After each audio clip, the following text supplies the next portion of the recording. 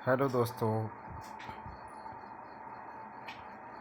हाँ, हम हमारे यूट्यूब चैनल बेस्ट एजुकेशन में आपका स्वागत है।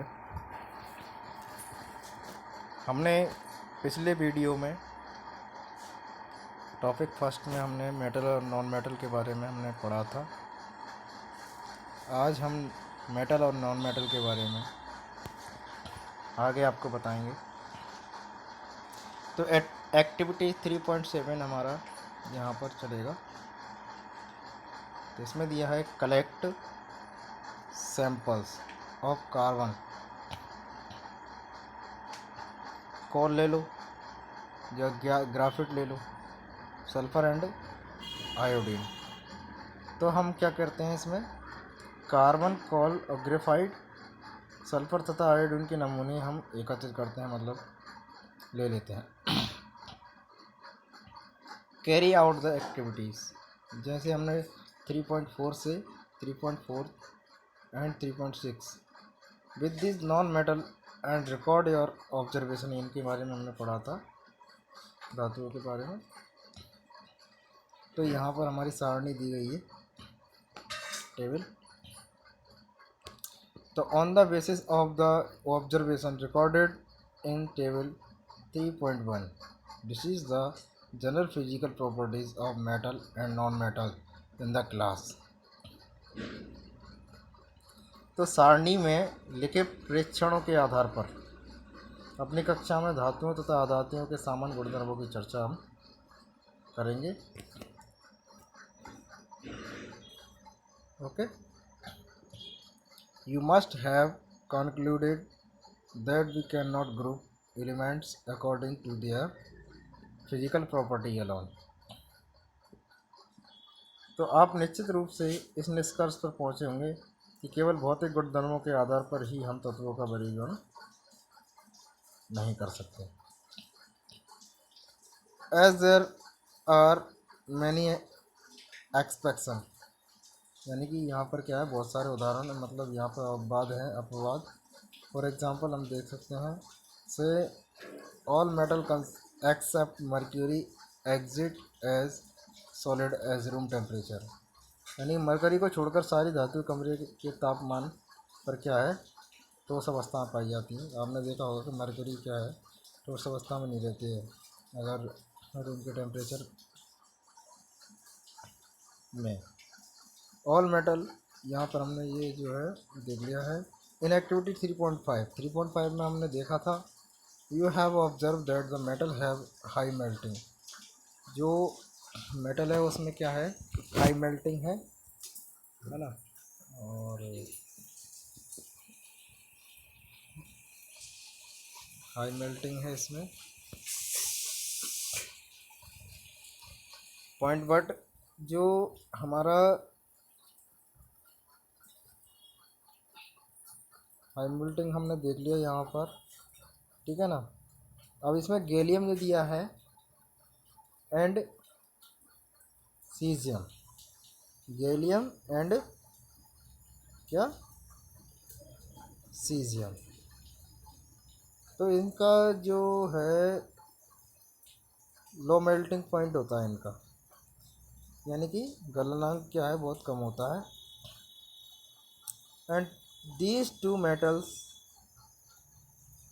Will melt if you keep them on your palm, यानी कि इनको अपने पाम में छोड़ रखते हैं तो क्या करते हैं ये लोग, ये क्या है, अपनी हथेली पर अगर हम रखेंगे, इन दोनों धातुओं को रखेंगे तो ये पिघलने लगेंगी, ठीक है ना। Iodine is a non metal but it is lustrous, iodine अधातु होते हुए भी चमकीला होता है।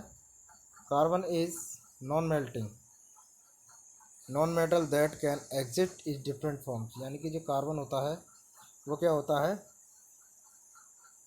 एक ऐसी धातु है जो विभिन्न रूपों में विद्यमान रहती है ना, विभिन्न रूपों में होती है। ये is the hardest natural substance noun and has a very high melting and boiling point. इसका क्या होता है, ये हीरा कार्बन का एक अपर रूप है। ये सबसे कठोर प्राकृतिक पदार्थ तथा इसका गलनांक और क्वथनांक बहुत अधिक होता है। ठीक है ना। ये जो डायमंड यहाँ पर दिया हुआ है, इसका जो गलनांक और क्वथनांक होता है ना, वो क्या होता है, बहुत अधिक होता है। मतलब जैसे ग्रेफाइड है अनदर, यहाँ पर हम ले लेंगे allotrope of carbon as a conductor of electricity. Alkali matter जैसे lithium, sodium, potassium are so soft that they can be cut with a knife, यानी कि ये बहुत सॉफ्ट होते हैं तो इनको हम क्या है एक चाकू से भी काट सकते हैं। They have low densities and low melting point, इनकी डेंसिटीज़ भी लो होती है और मेल्टिंग पॉइंट भी क्या होता है इनका, बहुत ही लो होता है। ठीक है ना। इनका घनत्व भी कम होता है और गलनांक भी कम होता है। Elements can be more clearly classified as a metal and non metal on the basis of their chemical properties. तो यहाँ पर तत्वों को उनके रासायनिक गुणधर्मों के आधार पर अधिक स्पष्टता से धातु और अधातुओं में वर्गीकृत किया जाता है। अब एक्टिविटीज़ हमारी 3.8 है। तो टेक अ मैग्नीशियम रिबन, हम मैग्नीशियम का क्या है एक पट्टी लेंगे ribbon and some sulphur powder, और सम सल्फर पाउडर हम ले लेंगे। Burn the magnesium ribbon, collect the acids form and dissolve them in water. Magnesium की पट्टी को हम जलाएंगे और उसकी राख को इकट्ठा करके उसे पानी में घोल देंगे। पानी में जैसे हम घोलेंगे इसको, in the product form of burning magnesium acidic on basic, यानी कि मैग्नीशियम के को मतलब जो है जलाने के बाद में जो उत्पाद मिला है वह अम्लीय हो सकता है या क्षारीय हो सकता है। नाउ बर्न सल्फर, सल्फर को हम बर्न करेंगे पाउडर को। Place a test tube over the burning sulphur to collect the form produce. अब हम क्या करेंगे, सल्फ़र को हमने मतलब सल्फ़र का जो चूर्ण है उसको जो है जलाया, जलाने के बाद में हमने इसको उसके धुएं को एकत्रित करके उसके ऊपर एक परत नली रख देंगे हम। ठीक है ना। इन द प्रोडक्ट फॉर्म है बर्निंग सल्फर एसिडिक और basic. Can you right equation for this reaction, क्या आप इसके ऊपर मतलब लिख सकते हो। अब जो है हाँ, इसकी पराग नली से हम जलकर उसे क्या करेंगे, मतलब ये इसमें क्या पानी डालेंगे, इसमें add some water of the above test tube and shake, इसको अच्छे तरीके से मिला लेंगे, है ना। Test this solution with blue and red litmus paper. अब हम क्या करेंगे, नीले और लाल लिटमस पेपर से क्या करेंगे, इसके विलयन की जांच करेंगे। इज़ द प्रोडक्ट फॉर्म और बर्निंग एसिडिक और बेसिक, यानी कि जो सल्फर का जो दहन किया हमने, ये अम्लीय है या क्षारीय है। कहीं राइट इक्वेशन, क्या आप इस पर एक समीकरण बना सकते हैं।